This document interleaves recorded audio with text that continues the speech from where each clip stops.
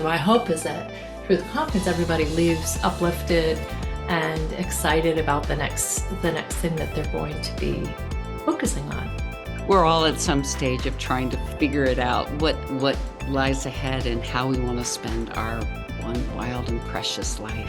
I really believe in what civil rights leader Grace Lee Boggs said, that we are the leaders we've been waiting for. The experience of being with a lot of really cool women who are intentional about what it is that they're doing at this point in their lives. Let's join together and lift each other up.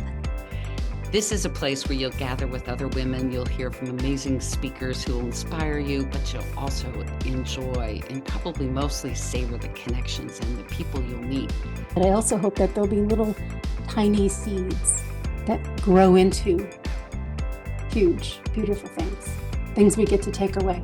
And so the power of women coming together and talking about these shared experiences, it's going to be one of those experiences which is, let's not just talk about it, let's be about it, let's do something, we'll take action.